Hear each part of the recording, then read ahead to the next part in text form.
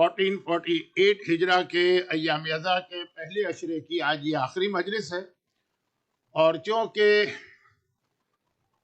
اس مجلس کا وقت اور زیادہ کم ہو گیا ہے، اس لیے میں نے اپنی طرف سے زیادہ باتیں کرنے کے بجائے جو میرا ٹاپک چل رہا تھا اس سے ریلیٹڈ قرآن کی 3-4 آیتوں کی تلاوت کر دی ہے کہ ان آیتوں کا ترجمہ ہی اگر آپ سن لیں تو غالباً اس کے بعد پھر مزید کسی گفتگو کی یا ڈیٹیل میں جانے کی ضرورت نہیں۔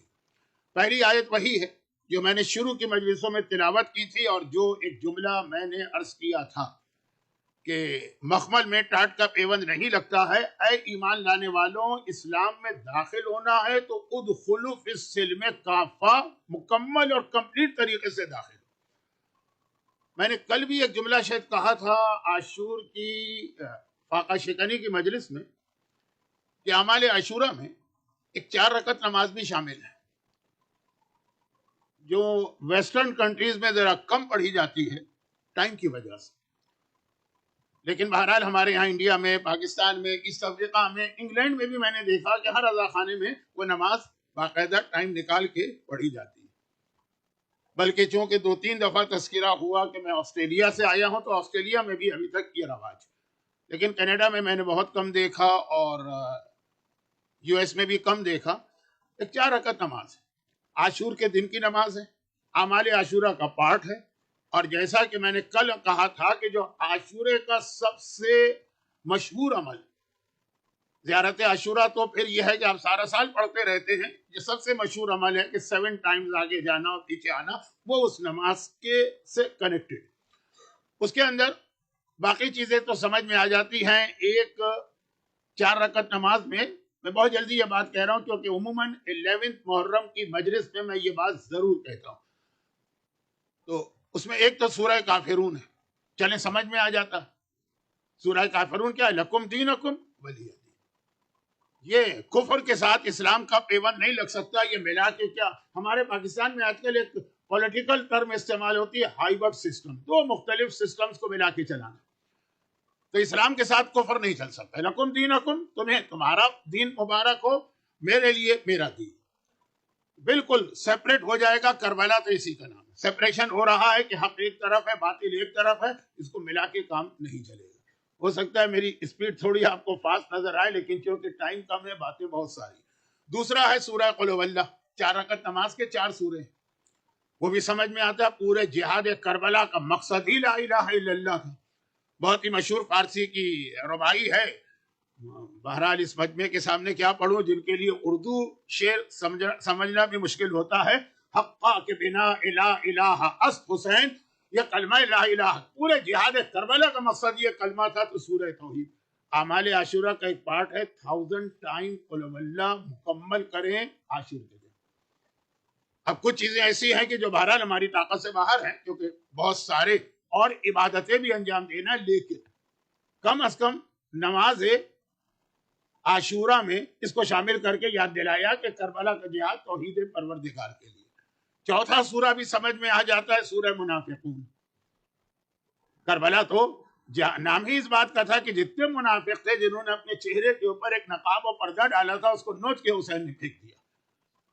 کربلا نے بتا دیا کہ نفاق کیا ہے اور ایمان کیا۔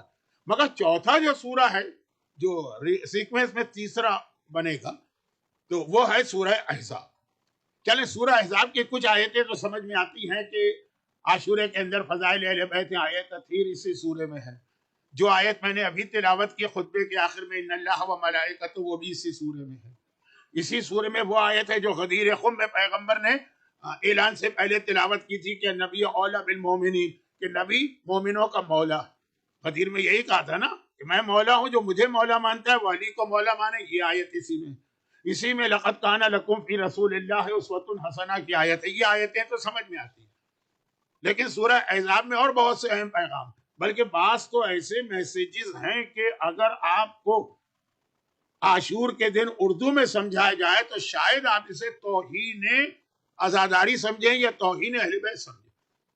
عاشور کا دن جہاد اپنی پوری شدت پر ہے، لاشیں گر رہے ہیں، شہزادوں کے لاشیں اٹھائے جا رہے ہیں، اور آپ شادی بیاہ کے مسائل ڈسکس کر رہے ہیں۔ سورہ احزاب میں یہ مسائل ڈسکس ہوئے۔ تو چلے میں سورہ احزاب کی تفسیر نہیں بتا رہا ہوں، اس کے بالکل شروع کی آیت ہے دوسری تیسری، کہ اللہ کہہ رہا ہے کہ ہم نے کسی شخص کے دل میں، سینے میں دو دل نہیں بنائے، ایک دل ہے بس، دو دل نہیں، یہ قلبین کا لفظ ہے، دو دل، قلبین، دو دل نہیں بنائے۔ اب کیا مطلب دو دل نہیں بنائے؟ مولا کا وہ جملہ، کسی نے جا کر کہا کہ یا امیر المومنین میں آپ سے بہت محبت کرتا ہوں، کہا تیری نجات اسی میں، لیکن کیا کروں مولا، جو آپ کے مخالف و دشمن ہیں ان کے بارے میں بھی میرے دل میں سافٹ کارنر ہے، مجھے وہ بھی اچھے لگتے ہیں۔ امام نے فرمایا کہ تو کانا ہے، کانا جس کی ایک آنکھ ہوتی ہے ایک آنکھ نہیں ہوتی، یا تو اپنی دونوں آنکھیں پھوڑ لے اندھا بن جائے، اور یا دونوں آنکھیں رکھ لے۔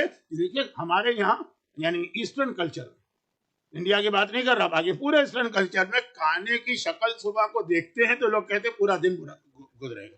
اب یہ ایک اگر فزیکل پرابلم ہے تو اس کا تو ہمیں مذاق نہیں اڑانا ہے، لیکن مولا فرما رہے ہیں کہ یہ جو ہے نا کہ جو دو ایمان اور کفر کو یا ایمان و نفاق کو، علی کو اور علی کے دشمنوں کو ملا کے چل رہے، یہ دو کشتیوں میں تم نے پیر رکھا ہے، دو کشتیوں میں جو پیر رکھے گا وہ ڈوب جائے گا۔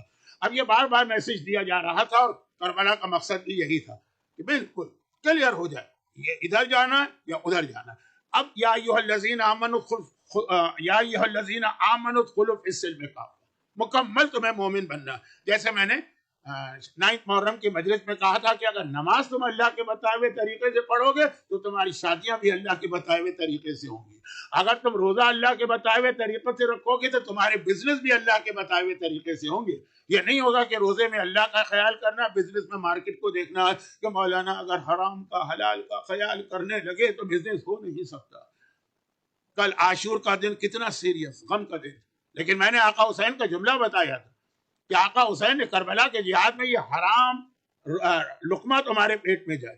کتنے ایسے بزنس ہوتے ہیں جس میں حرام حلال انسان کو ملا دینا پڑتا، شراب بھی بیچنا ہوتی ہے، سور کا گوشت بھی بیچنا ہوتا ہے، اور حلال چیزیں بھی۔ اب یہ آج کا موضوع نہیں ہے کیونکہ یہ بات تو بہت لمبی ہو جائے گی، لیکن چونکہ لشکر یزید کا جو عام لوگ تھے، عام جو سپاہی تھے، عمر سعد شمر جیسے نہیں لیکن جو عام تھے، ان کا بیسک فالٹ امام نے بتایا کہ ان کے پیٹ میں رزق حرام ہے۔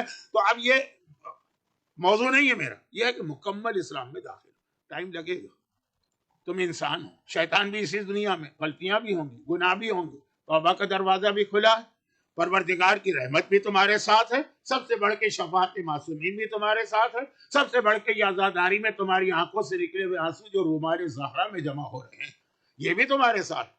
لیکن اس کا مطلب یہ نہیں ہے کہ آدمی جان بوجھ کے گناہ کرے۔ تو یہ یا ایھا الذین آمنوا۔ اب آئیے سورہ احزاب ہی کی ایک آیت کی تلاوت کی، اور اگر کبھی مجھے موقع ملا اس مجمع کی خدمت کا وفات رسول خدا کی مجلس کے سلسلے میں، تو وفات رسول خدا کی ایک مجلس پڑھوں تب بھی اسی آیت سے بات شروع کرتا ہوں جو اب میں پڑھ رہا ہوں، اور اگر 5 مجلسیں پڑھوں، 10 مجلسیں پڑھوں، یہ سورہ احزاب کی آیت ہے، وہی سورہ احزاب جو آپ کو عاشورہ کے دن پڑھنا۔ آیت کا ترجمہ کیا؟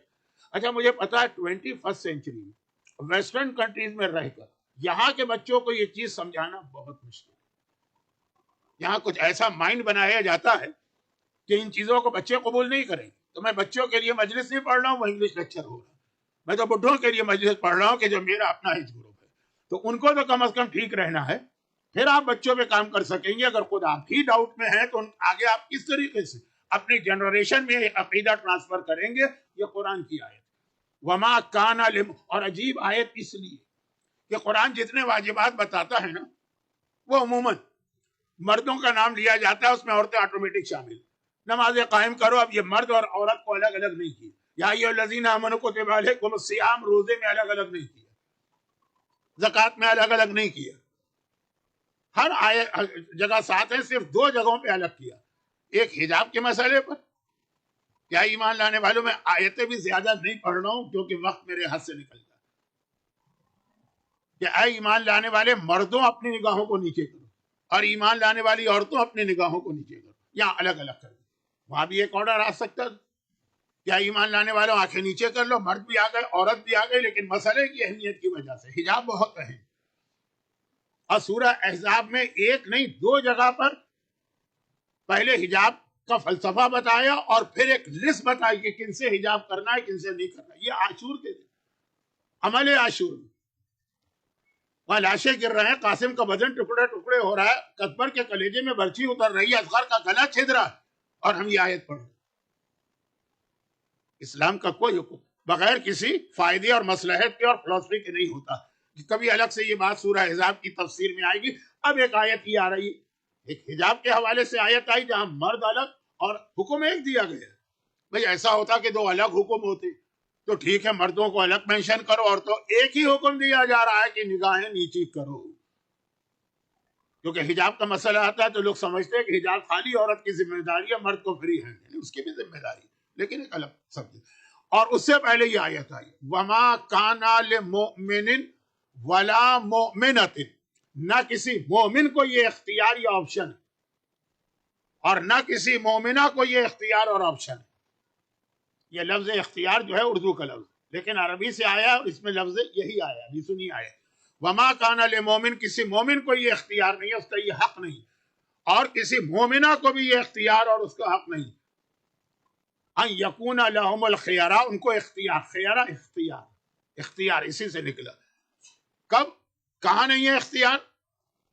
اذا قضى اللہ ورسولہ امرا، اگر اللہ اور اس کا رسول کسی بھی معاملے میں حکم دے دیں، فیصلہ کر دے کہ یہ کرنا، اب نہ مومن مرد کو یہ اختیار ہے کہ اس کے اندر کہے کہ میری مرضی، نہ کسی مومن عورت، جو رسول کہہ دے بلائنڈلی فالو کرنا۔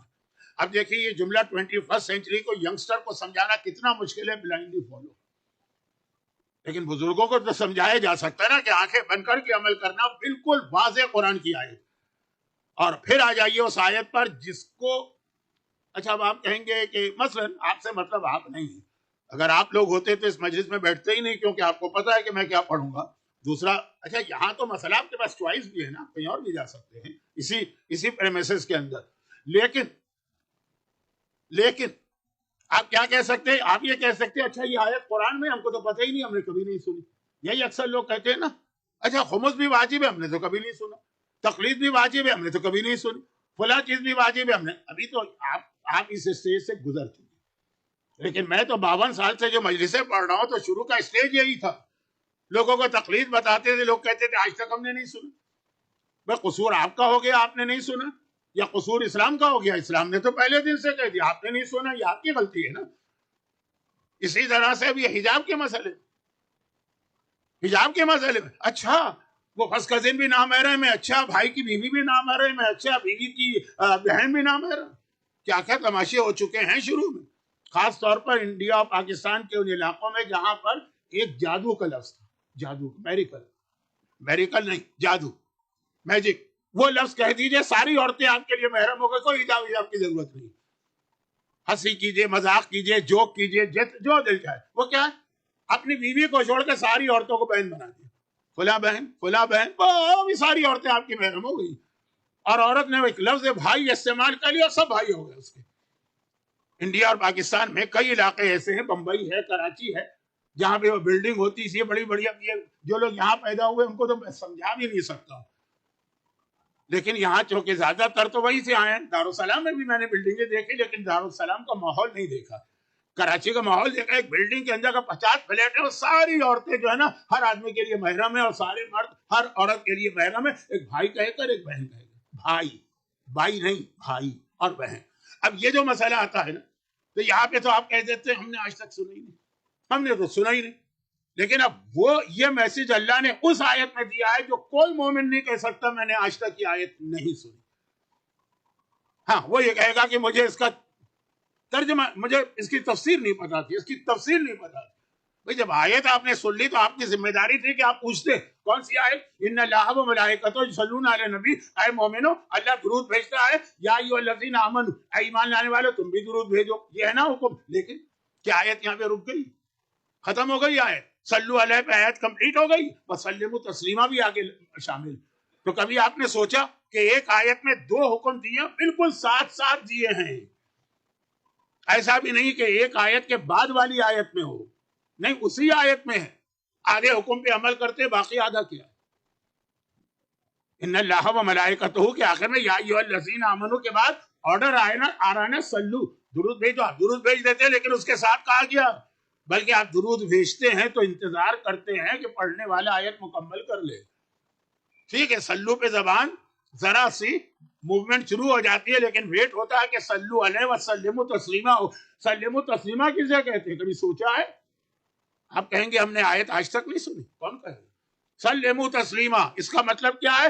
درود بھیجو زبان سے. سلموا تسلیما، تسلیم عربی میں بھائی سلموا تسلیما، اسلام، یہ سب ایک لفظ ہے. اس کا مطلب ہے ٹوٹل سبمیشن اور ٹوٹل سرنڈر. ان پر درود بھی بھیجو اور ان کے آگے اپنے آپ کو ٹوٹل سبمٹ کر دو. یہ اسی آیت میں کہا گیا جو آپ نے جب سے ماں کے پیٹ میں آپ آئے ہیں اس وقت سے لے کے قبر میں جانے تک یہ آیت آپ سنتے رہتے. اسی میں یہی آرڈر سلموا تسلیما، جو انہوں نے کہہ دیا. آگے اس کے بعد کوئی آرگومنٹ نہیں، کوئی ڈیبیٹ نہیں، کوئی. یہ ہے کمپلیٹ اسلام جو میرا موضوع چل رہا تھا. لیکن اس کے حوالے سے دو چھوٹی سی باتیں عرض کرنا. نمبر ایک، باتیں بہت ساری.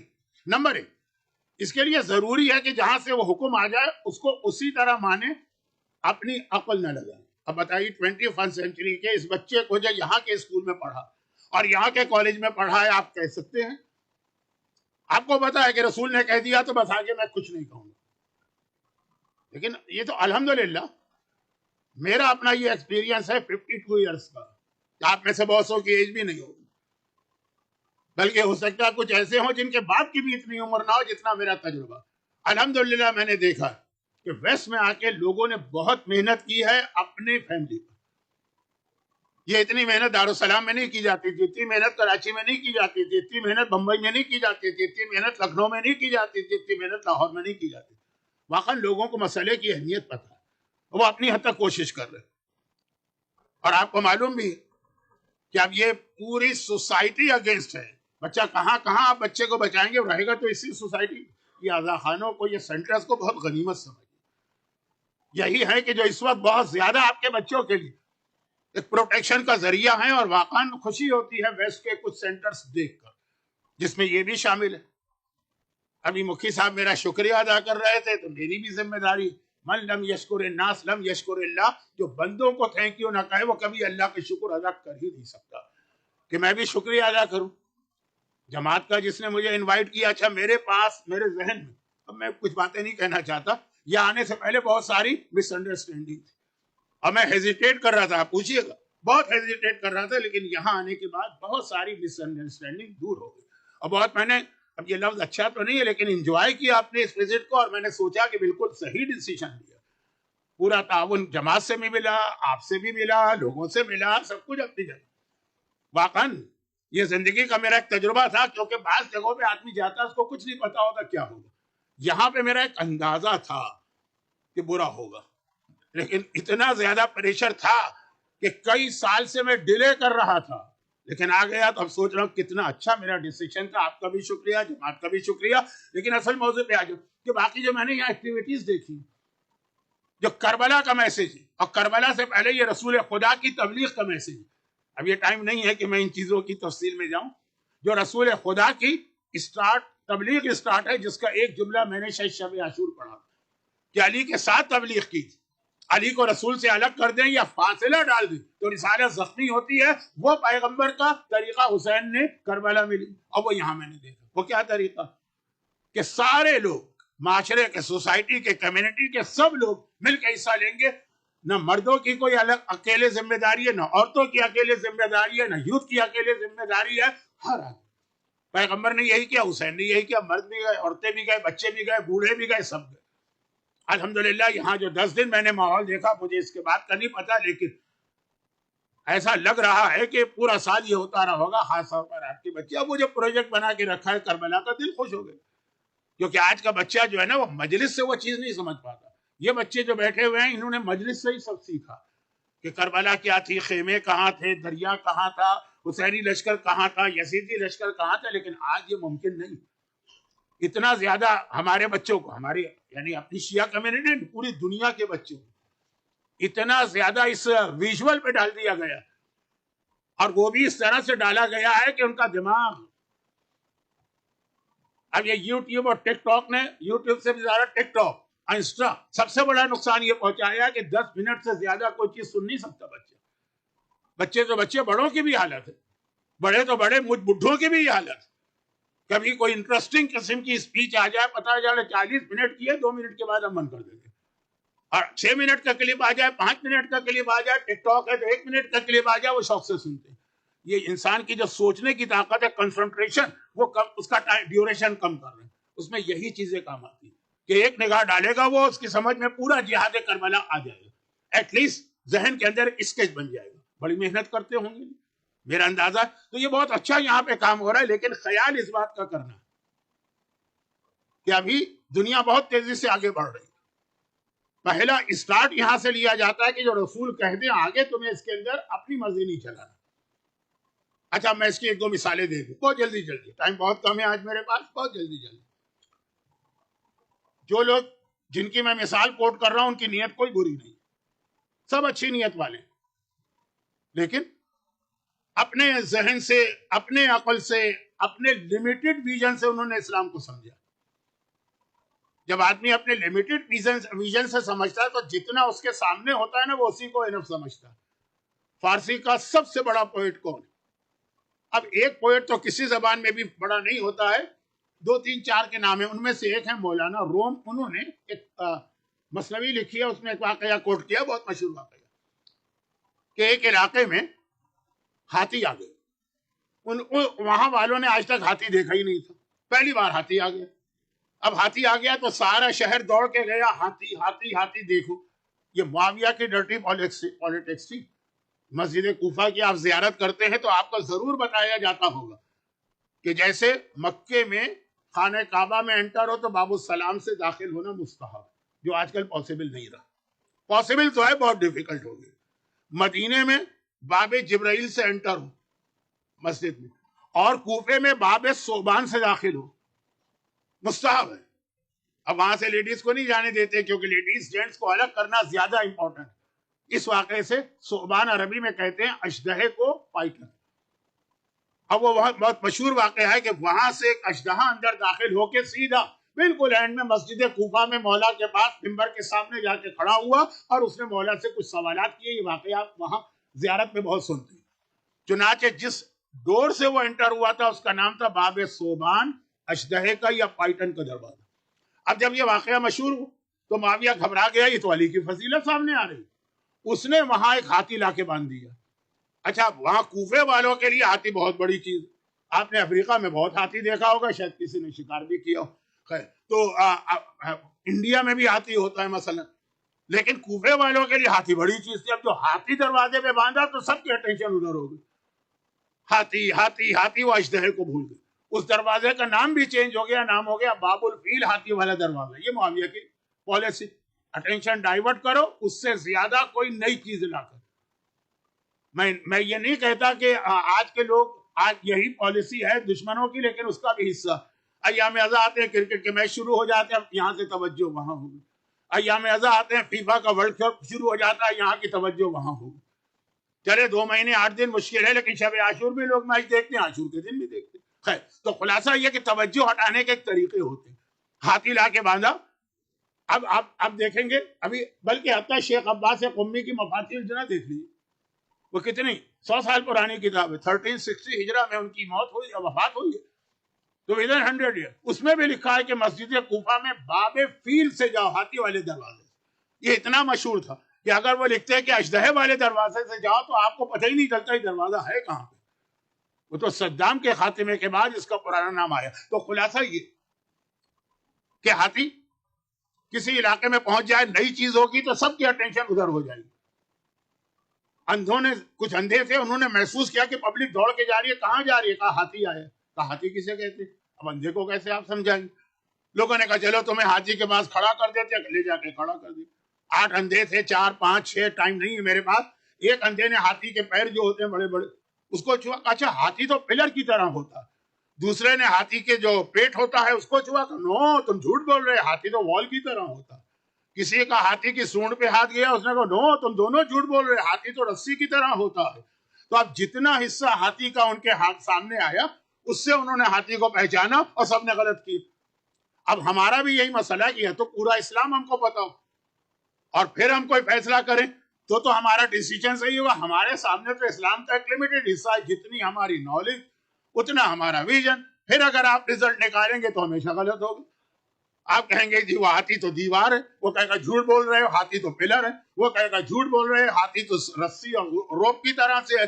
تو جو اسلام پورا سمجھتا، اچھا معصومین کی تو میں بات ہی نہیں کر رہا، یہ تو کہنا بھی ان کی انسلٹ ہے، کم از کم غیر معصوم ہے سب سے زیادہ اسلام کو سمجھنے والے کا نام ہے مرج وقت۔ وہ جو آپ کو ویژن دے گا، وہ دے گا وہ پورا اسلام اس کے سامنے، ہمارے سامنے اتنا سا، ہر ایک آدمی کے سامنے ایک ایک اسلام، اس کا نتیجہ کیا نکلتا ہے؟ انٹینشن ٹھیک، لیکن یہ تو کہیے کہ بڑی مشکل سے اب یہ مسئلہ ختم ہوا، لیکن اس سال بھی پاکستان میں یہ ایشو بنا۔ کیا ایشو بنا؟ کہ جمعے کے دن وہاں عاشورہ تھا، یعنی آج کا دن تقریباً ساری دنیا میں فرائیڈے تھا سوائے نارتھ امریکہ۔ کتنا بڑا ایشو بنا کہ نماز جمعہ نہیں ہونا چاہیے، نماز جمعہ تو خوشی کی نماز ہے، عاشور کے دن خوشی کیسی؟ باقاعدہ جو علماء نماز جمعہ پڑھا رہے ہیں، جو سینٹر نماز جمعہ کر رہے ہیں، ان کے خلاف اتنا پروپیگنڈا میڈیا پر۔ اب وہ جو یہ اعتراض کر رہا ہے وہ محبت عزاداری اور محبت اہل بیت میں کر رہا ہے، لیکن کتنا نان سینس قسم کا پروپیگنڈا۔ میرا تعلق انڈیا کے علاقے یو پی سے، میں نے دیکھا نہیں ہے لیکن بزرگ تو وہاں سے آئے، تو گھر کے اندر تو وہی ماحول ہوتا ہے نا جہاں سے انسان کے بزرگ آتے ہیں۔ اب آپ کے بچے بھی بعض اوقات گھبراتے ہوں گے کہ ڈیڈی آپ دارالسلام میں نہیں ہیں، آپ لنڈی میں نہیں ہیں، آپ ممباسا میں نہیں ہیں، آپ ٹورنٹو میں، لیکن کچھ نہ کچھ چیزیں آپ سے یہاں ہو ہی جاتی ہوں گی۔ اور جن بچوں کی مائیں نہیں، نانی اور دادی زندہ، تو وہی پرانی چیزیں۔ تو اب یہ ہے کہ میرے ہاں بھی کچھ پرانی چیزیں، ہمارے یہاں یو پی یا خاص لکھنؤ، میں تو لکھنؤ کو پکا لکھنؤ پکا یہ جملے کا بھی ایک بیک گراؤنڈ ہے، ٹائم نہیں۔ تو خیر خلاصہ یہ ہے کہ ہمارے یہاں بس طریقہ تھا، اور اللہ نے بہرحال کچھ بزرگوں کو لمبی عمر دی۔ میں نے اپنی پرنانی کو بھی دیکھا، میں نے نانی کو بھی دیکھا، میں نے والدہ، تو یہ 3 جنریشن بزرگوں کی تھی ہمارے یہاں۔ 2 مہینے 8 دن میں مثلاً مچھلی نہیں کھاتے، ڈاکٹر ہم سے کہہ رہا ہے جی آپ کے غذا میں ہفتے میں 3 دن مچھلی ہونی چاہیے، وہ اومیگا کیا وہ چلاتے ہیں، خیر تو خلاصہ یہ نہیں کھا سکتے۔ یعنی میں اپنے والدین کی، میں اپنے بزرگوں کی توہین نہیں کر رہا ہوں، لیکن ایک عام ماحول کہ وہ کہہ دیں گے بھائی سور کھا لو کوئی حرج نہیں، مچھلی نہیں کھانا، یہ سمجھانے کے لیے کہہ رہا ہوں، آپ اس کے ورڈنگ کو نہ پکڑ لیجیے۔ اسی طرح ہمارے یہاں کوئی فرائی چیز نہیں پک سکتی 2 مہینے 8 دن کی جو بات، پہلے 10 دن ہم لوگ بستر پہ سو ہی نہیں سکتے، زمین پہ سوتے ہیں مثلا۔ تو اب یہ ساری چیزیں تھی، اس میں ایک چیز یہ ہے کہ عاشور کے دن نہا نہیں سکتے۔ کہیں نہانا دھونا یہ تو ذرا خوشی کی علامت، جمعے کے دن آ گیا کا غسل جمعہ بھی نہیں کر سکتے۔ غسل جمعہ جو اتنا اہم ہے کہ بعض علماء بلکہ اچھے خاصے علماء اس کو واجب بھی سمجھتے آئے، ٹھیک ہے ہمارے کرنٹ مراجع واجب نہیں سمجھتے، لیکن کتنا اہم، نہیں کرنے دیتے غسل جمعہ اگر عاشور کبھی جمعے کے دن آ جائے۔ اب یہ وہ اپنی محبت میں کہہ رہا، وہ اہل بیت سے عقیدت میں کہہ رہا، اسے غسل جمعہ سے کوئی اختلاف نہیں، کہتا پورا سال غسل جمعہ کرو، آج نہیں آج عاشور۔ اچھا اب اس سے زیادہ میں مثال وہ دے دوں جو آپ کے قافلوں میں بھی ہوتی ہے ٹورنٹو میں۔ ابھی تو آپ حیران ہوں گے کہ نماز جمعہ بند کر دی، عاشور کے دن غسل جمعہ بند کر دیا، یہ کون لوگ ہیں؟ لیکن اب آئیے مثال دیجیے، کیونکہ میں نے ٹورنٹو سے مطلب خالی ٹورنٹو نہیں ہے، تقریباً سارے قافلے، لیکن اس میں آپ کا علاقہ بھی کربلا جاتا، جو آرگنائزر ہے نا وہ سمجھاتا ہے، اور بات کچھ امام کی حدیثوں سے کہ بھائی یہاں آ رہے ہو تو اس طرح ہو جیسے کسی مرنے والے کے گھر جاتے ہو، گوشت نہ کھانا، اچھی چیزیں، وہ ساری چیزیں ہوتی ہیں، سب چیزیں۔ میں کسی بات پہ کریٹیسائز کر ہی نہیں سکتا ہوں، امام کی حدیث ہے، لیکن اس میں یہ بھی کہتے ہیں کہ کربلا واحد جگہ ہے جہاں آؤ تو نہانا نہیں ہے، بلکہ اس طرح آؤ کہ بال بکھرے ہوئے ہیں، آنسو بہ رہے ہیں، کپڑے میلے ہیں، گریبان پھٹا ہوا ہے، روتے ہوئے آؤ، ننگے پیر آؤ، جیسے مرنے والے کے گھر جاتے ہو، خاص طور پہ غسل تو کرنا ہی نہیں۔ کتنے مومنین کو کربلا کے غسل کے ثواب سے محروم کیا گیا، جبکہ خود امام معصوم کا طریقہ ہر کتاب میں لکھا ہے کہ جب کربلا آتے ہیں پہلے فرات کے پانی سے غسل کرتے ہیں، فرات کے پانی سے، اور اس کے بعد کربلا میں انٹر ہوتے ہیں۔ لیکن باقاعدہ لوگوں کو روکا جاتا ہے، ہاں نجف میں جا رہے ہو غسل کر کے جاؤ، حرم میں، ہاں کاظمین جا رہے ہو غسل کر کے جاؤ، سامرہ جا رہے ہو غسل کر کے جاؤ۔ اب یہ جو غسل سے روک رہا ہے بھائی کسی واجب کام سے نہیں روک رہا، لیکن ایک اتنا ثواب والا کام ہے کہ خود امام معصوم کربلا کی زیارت پہلے، سب سے پہلے چھٹے امام کے زمانے میں پبلک میں آئی، اس سے پہلے چوتھے اور 5ویں امام تو رات کے اندھیرے میں آتے تھے، چھٹے امام تو تمام تاریخوں میں لکھا ہے کہ وہ رکتے تھے کربلا کی باؤنڈری پر، فرات کا پانی لے کے غسل کرتے تھے، پھر کربلا میں انٹر ہوتے۔ کیونکہ کربلا طہارت چاہتی ہے، کربلا پاکیزگی چاہتی ہے. کربلا کا مقصد یہ ہے کہ انسان امام کی بارگاہ میں پاک و پاکیزہ جائے. غسل سے زیادہ انسان کی روح کو پاک کرنے والی کوئی چیز نہیں، لیکن وہ روک رہے، اور وہ دشمنی میں نہیں روک رہے، وہ محبت امام میں روک رہے، وہ محبت آزاداری میں. تو سارے پرابلم کہاں کہ محبت ہے اپنی جگہ، عقیدت ہے، اور شاید ہم سے بھی زیادہ ان کو محبت ہے، لیکن کیونکہ پورا دین تو نہیں معلوم نا، ان کا ویژن بہت لیمیٹڈ ہے. انہوں نے اپنی لمیٹڈ نالج کے ساتھ اپنی لمیٹڈ عقل کو ملایا، اور اس کے نتیجے میں جو مکسچر تیار ہوا وہ دین سے بھی ٹکرا جاتا ہے کبھی کبھار.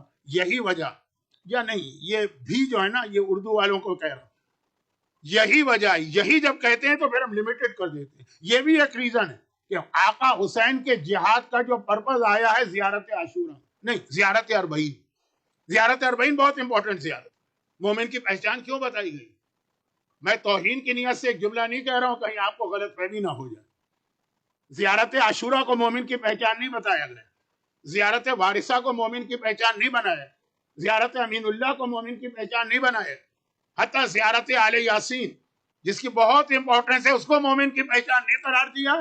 زیارت اربعین کو، زیارت اربعین میں حسین کے پورے مشن کا خلاصہ ہے. لِيَسْتَنْقَذَ عِبَادَكَ مِنَ الْجِهَالَ. میں گواہی دیتا ہوں کہ آقا حسین نے کربلا کا اتنا بڑا جہاد کیا تاکہ عبادہ کا، مومن نہیں، مسلمان نہیں، جتنے تیرے بندے دنیا میں ان کو جہالت اور اگنورنس سے نکالا جائے. اب اس میں عقیدے کی جہالت بھی آتی ہے، اس میں عمل کی جہالت بھی آتی ہے، اس میں فقہ کی جہالت بھی آتی ہے. یہ مقصد ہے کربلا، آپ کا ویژن وسیع کرنا. اچھا، اب یہ مقصد ہے کربلا، تو یہیں پہ رک کر ایک بات اور عرض کر دوں کہ کربلا کے جہاد کا خلاصہ کیا نکلا؟ انسان کو نالج دی جائے. دیکھیں، یہ زیارت اربعین کا جملہ ہے، بلکہ عاشورہ کی بھی ایک دعا میں یہ جملہ آیا ہے.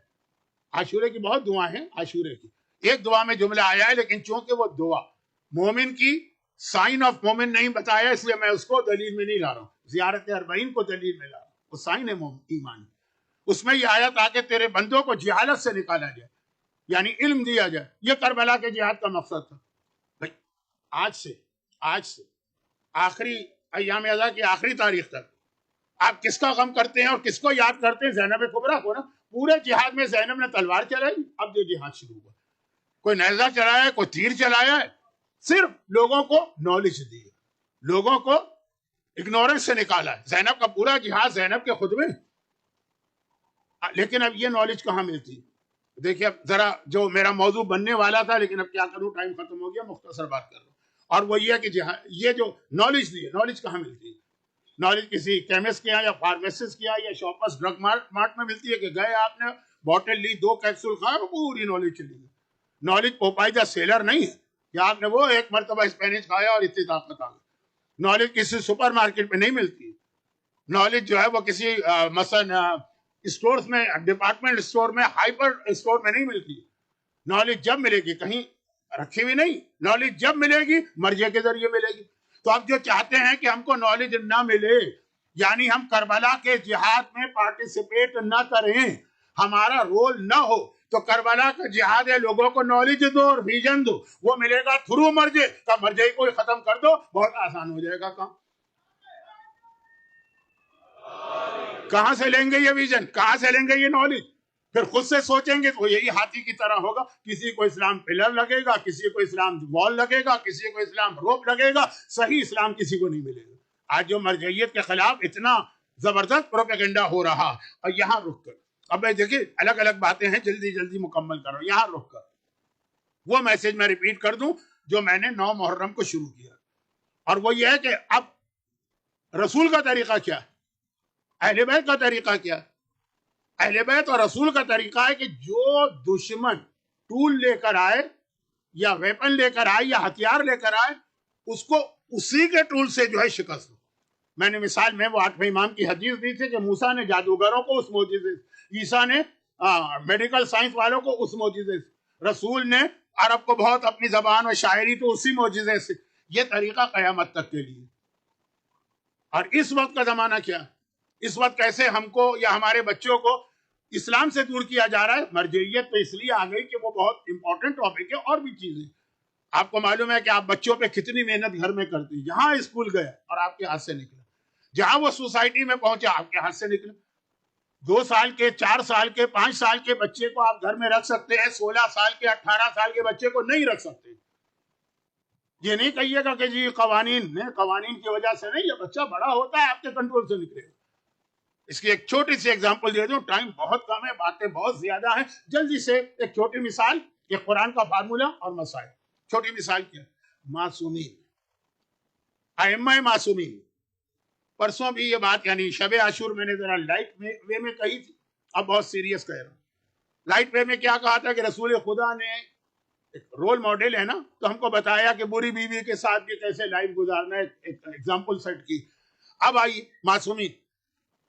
معصومین کے گھر میں کیا ان کی اولاد خراب نہیں ہوئی ہے؟ اور سب سے زیادہ معصومین کی، یعنی معصوم کا مطلب امام کا ریئل بیٹا، حقیقی بیٹا،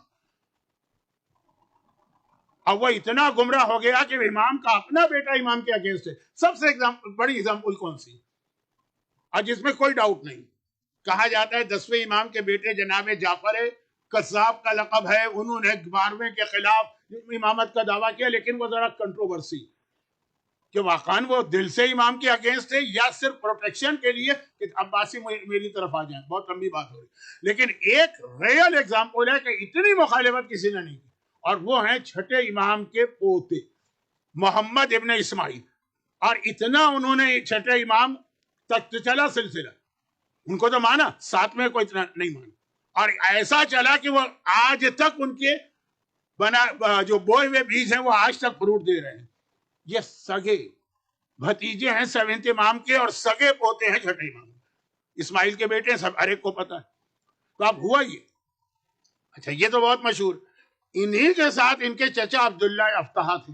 انہوں نے بھی غضب اٹھایا، کیونکہ عبداللہ افتح کا فرقہ بنا، بہت اسٹرانگ ہوا، پھر ختم ہو گیا. اس لیے ان کا ذکر نہیں ہوتا، لیکن میں ان کا ذکر اس لیے کر رہا ہوں. محمد ابن اسماعیل میں نے اس لیے کوٹ کیا کہ آپ اچھی طرح جانتے ہیں. آپ میں سے بہت سے ایسے ہیں جو اس مذہب سے اسناشری بنے، لیکن عبداللہ افتح، اور عبداللہ افتح زیادہ بڑا پرابلم ہے مراجع کے لیے. کیوں پرابلم ہے؟ چھٹے امام کے بڑے کلوز صحابی، میں مثال کے طور پہ جملہ کہہ رہا ہوں، سلمان اور فارسی اور ابو ذر کے اسٹیٹس کے صحابی، وہ بھی بہت کر ان کو ماننے لگے تھے امام. اور جتنے عرصے ہی زندہ رہے، بہت زیادہ نہیں رہے، پھر توبہ کر کے 7ویں کے پاس آئے. اب مراجع کے لیے مسئلہ کیا بنا؟ یہ صحابی سلمان کے اسٹیٹس کا، سلمان نہیں ہے اسٹیٹس کا، اس نے ایک حدیث نقل کی. چیک کرنا پڑتا ہے کہ اس زمانے میں اس نے یہ حدیث سنی تھی جب وہ امام کو مانتا تھا، یا جب بیچ کا پیریڈ آیا تھا جب وہ عبداللہ افتح کو مان رہا تھا، یا اس کے بعد کا ہے جب توبہ کر لی.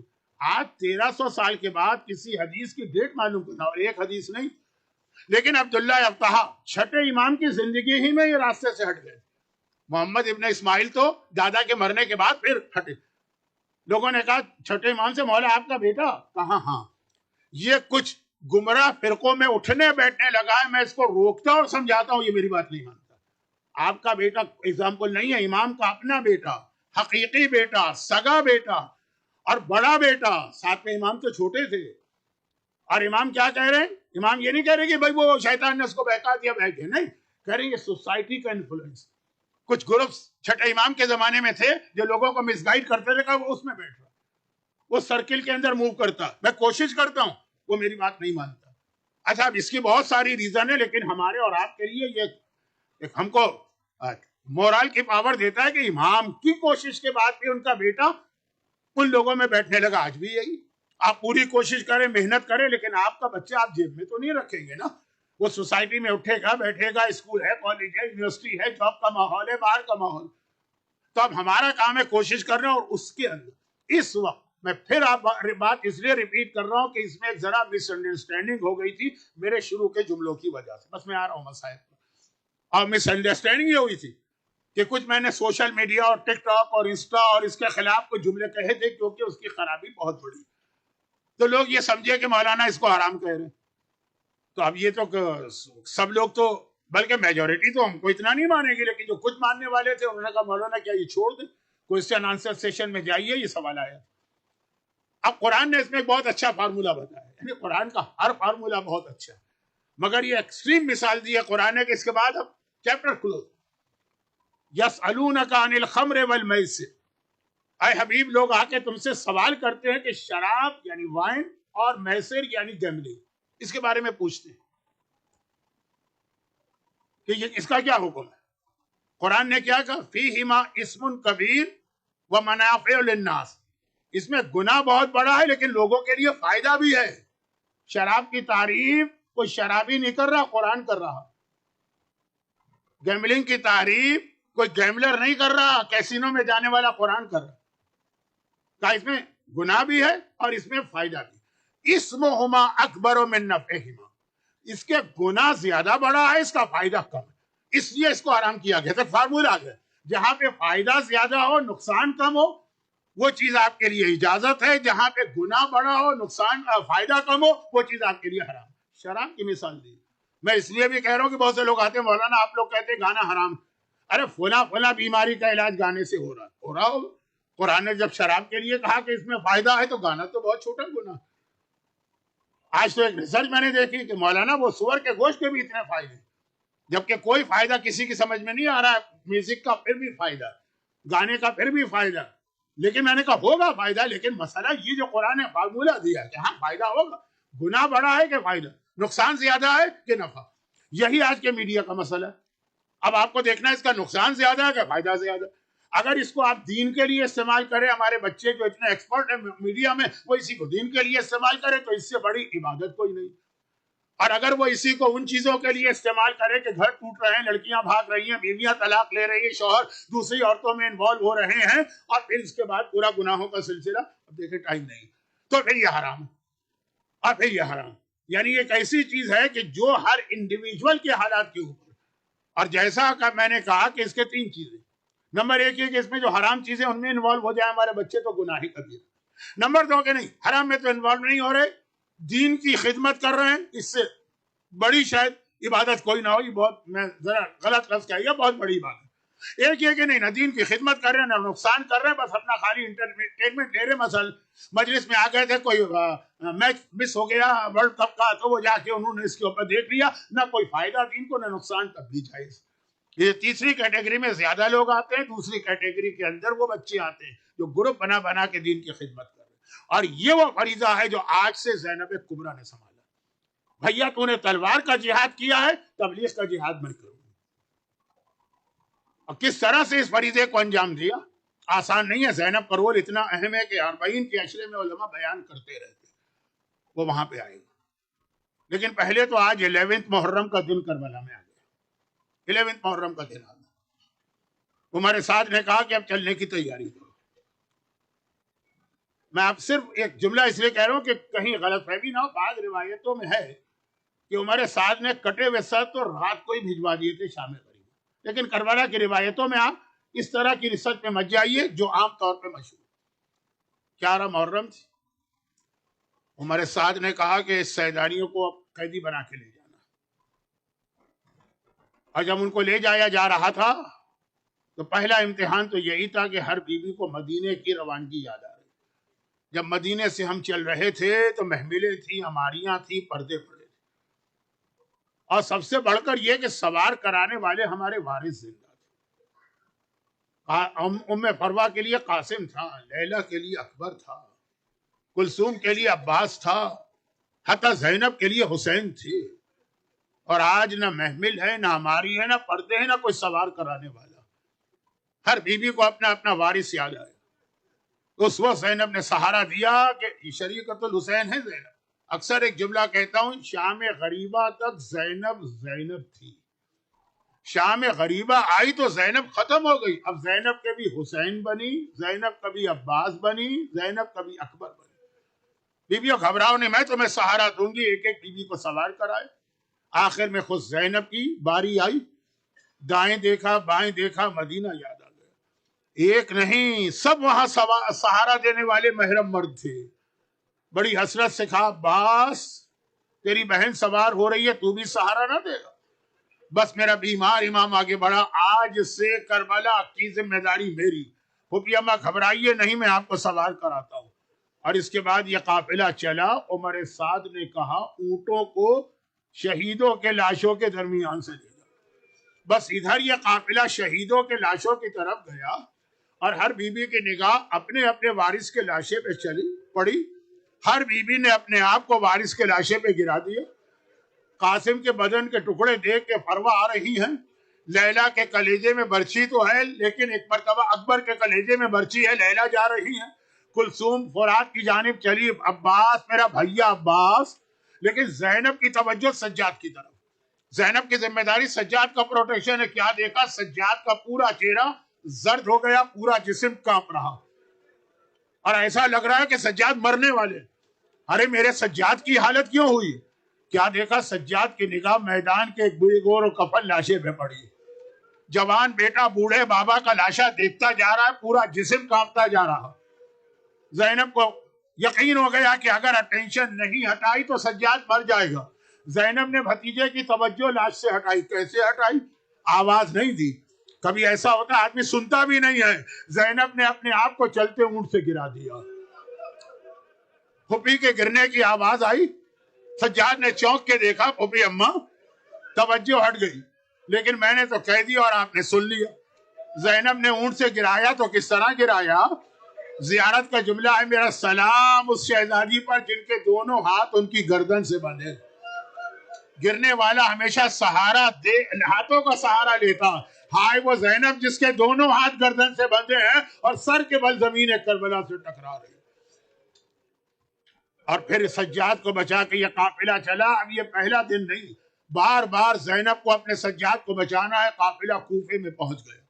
یہ بازار کوفہ، قافلے کو روک دیا گیا. کیوں روک دیا گیا؟ دیکھیں چھوٹا سا بازار ہے، گلیاں بہت قریب قریب ہیں، اونٹ کی ہائٹ بھی بہت زیادہ. قافلہ روک دیا گیا. کیوں روکا گیا؟ عمر سعد کو جلدی ہے، قافلہ جلدی سے لے چلو. ابن زیاد کا آرڈر آ گیا قافلے کو روک دو. کیوں؟ 2 ریزن بتا رہا ہے، ذرا سنیے 2 ریزن کا. پہلا ریزن یہ ہے کہ ابھی میرے دربار کا ڈیکوریشن انکمپلیٹ ہے. پہلے میرا دربار مکمل ڈیکوریٹ ہو جائے پھر محمد کے نواسیوں کو بلاؤں گا. بھلے یہ دھوپ کے اندر جلتے سورج کے نیچے بغیر چادر کے بغیر محمل کے اونٹوں پہ بیٹھی. اور دوسری وجہ کیا بتاتا ہے وہ معلوم؟ کہتا ہے دوسری وجہ یہ ہے کہ تم قافلے کو لے کے آ گئے، کسی نے دیکھا کسی نے نہیں دیکھا، میرے دل کو اطمینان نہیں ہوگا. اتنی دیر محمد کی نواسیوں کو کھڑا کرو کہ کوفے کا ایک ایک مرد ان عورتوں کے چہرے پر اچھی طرح نگاہ ڈال دے. محمد کی نواسیاں ہیں، علی کی بہویں ہیں، فاطمہ کی بیٹیاں. میرا غیرت مند امام جس نے کربلا میں کہیں معجزہ نہ دکھایا برداشت نہ کر سکا. کون؟ آقا حسین. کٹا سر نو کے نیزہ پہ تلاوت قرآن کر رہا. وہی جو مجلس میں بھی بات آئی تھی. اب کٹے ہوئے سر کی تلاوت اتنی عجیب بات ہے کہ سارے مجمع کی اٹینشن ادھر ہو گئی. حسین نے معجزہ دکھا کر اپنی بہنوں کے پردے کو بچا لیا لیکن قافلہ رکا. اسی کوفے میں ایک بہت ہی ضعیف عورت رہتی تھی جو اکیلی تھی، ام حبیبہ اس کا نام. وہ اکیلی ہے، اسے دنیا کی کوئی خبر نہیں ہے کہ کیا ہو رہا. آج صبح اس کے کانوں میں حاکم کا اعلان آیا، سارے مرد نئے کپڑے پہن کے سڑکوں پہ کھڑے ہو کے عید منائیں گے اور ساری عورتیں تیار ہو کر مکان کی چھتوں پہ بیٹھ کے عید منائیں گی. حاکم کا حکم تھا، وہ بھی آ گئی. اس نے دیکھا میرے گھر کے قریب جو اونٹ رکھا ہے اس کے اندر کوئی ضعیف خاتون سر جھکائے بیٹھی ہیں اور ان کی گود میں ایک بہت ننھی سی بچی. بچی تو اس کو پتہ نہیں کون ہے، خاتون کون ہے پتہ نہیں، لیکن اتنا وہ دیکھ رہی ہے کہ بالکل میرے گھر کے قریب ہے. بچی کے رخسار پہ تماچوں کے نشان نظر آ رہے ہیں اور کانوں سے خون نظر آ رہا. لیکن اگلا جملہ ام حبیبہ تھڑپ اٹھی. بچی نے سر اٹھایا، کہا پھوپھی اماں کربلا میں تو مجھے پانی نہیں ملا تھا، کیا یہاں بھی کوئی مجھے پانی نہیں دے گا؟ میں بہت پیاسی ہوں، میں بہت پیاسی ہوں. زینب تو کوئی جواب نہ دے سکی. ام حبیبہ کا دل تڑپ اٹھا. اتنی سی بچی، ننھی بچی پانی مانگ رہی ہے. دوڑ کے گئی، پانی کا کوزہ اپنے گھر سے بھر کے آئی، ہاتھ بڑھا کے پانی بچی کے حوالے کیا اور کہا کہ لے یہ پانی پی لے. کیونکہ پانی کا سوال تو حسین بھی کر چکے تھے. بچی نے پانی لے لیا، ابھی پانی پینا چاہتی ہے کہ ام حبیبہ کا اگلا جملہ کان میں آیا، پانی ہٹا دیا ہونٹوں سے. پیا نہیں. کیا جملہ تھا؟ کہا اے بچی جب تو پانی پی لے تو میرے حق میں 2 دعائیں کرنا، کیونکہ میں نے سنا ہے خدا تم جیسے یتیموں اور قیدیوں کی دعا بہت جلد قبول کیا کرتا. بچی بہت چھوٹی، بچی بہت پیاسی ہے، مگر مشکل کشا علی کی پوتی ہے نا. ایک مرتبہ کہا پہلے اپنی دعا بتا، پہلے تیری حاجت پوری ہوگی پھر میں پانی پیوں گی. کہا پہلی دعا تو ابھی ابھی میرے ذہن میں آئی، خدا میرے بچوں کو تیری طرح سے یتیم و قیدی نہ بنا. بچی نے ننھے ننھے ہاتھ جوڑے، خدا بندہ میرے بوڑھے بابا کے کٹے سر کا واسطہ، جیسی یتیمی اور قید سکینہ پر آئی ہے اس مومنہ کے بچے محفوظ رہے.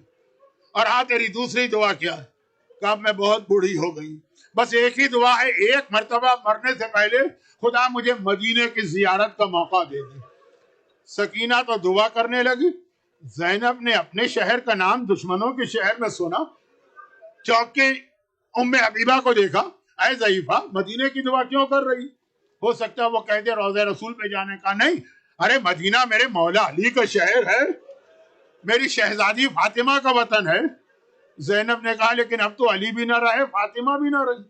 جواب دیتی ہے تو کیا ہوا، میری شہزادی فاطمہ کی وارث زینب کبریٰ تو زندہ ہے نا. زینب نے کہا تو نے خالی نام سنا ہے کہ زینب کو پہچانتی بھی ہے؟ ام حبیبہ بڑے فخر سے کہتی ہے لو کیسی بات کرتی، پہلے تو ہر سال بی بی کی زیارت کو جاتی تھی، بڑھاپے کی وجہ سے اب کئی سال سے نہ جا سکی. بس اتنا سننا تھا. زینب نے دائیں دیکھا بائیں دیکھا، کوئی نامحرم نظر نہیں آیا. زینب نے بالوں کو ذرا سا ہٹایا چہرے سے، کہا ام حبیبہ ذرا دیکھ کے پہچان لے، میں ہی فاطمہ کی بیٹی زینب ہوں جو تیرے شہر میں آ گئی. بس وہ آخری جملہ جو ہر مجلس میں آ رہا ہے. ایک مرتبہ ام حبیبہ نے دیکھا، تڑپ کے کہا شہزادی آپ تو اس شہر میں شہزادی بن کے رہ چکی ہیں، آپ کی چادر چھن گئی، آپ کے بازو میں رسیاں بن گئی، آپ قیدی ہو گئی. ارے میرا آقا عباس کہاں چلا گیا، ارے عباس کہاں گیا کہ اس کی بہن کو قیدی. خدا بندہ باب الحوائج عباس علمدار کو ایک مرتبہ پھر کربلا میں یاد کیا گیا. یہ تمام مومنین اور مومنات جو عباس کا نام سن کے رو رہی، جو زینب کبریٰ کے مصائب پہ آنسو بہا رہی، اور سب سے بڑھ کر سرکار سید الشہداء کا ماتم کر رہے ہیں، خدا بندہ اس ماتم اور اس آنسو کا واسطہ غم حسین کے علاوہ انہیں دنیا آخرت کی ہر غم اور پریشانی سے نجات دینا. خدا بندہ جس طرح سکینہ نے کہا پہلے میں اپنے ماننے والوں کی حاجت پوری کروں گی، اس مجلس میں جو جو حاجت مند بیٹھا ہے ساری حاجتیں پوری فرما. سکینہ کے لٹے گھر کا واسطہ ہمارے تمام مرحومین کی مغفرت فرما. خدا بندہ اس عظیم قربانی کا واسطہ ہمیں سیرت اہل بیت پہ چلنے کی توفیق عطا فرما.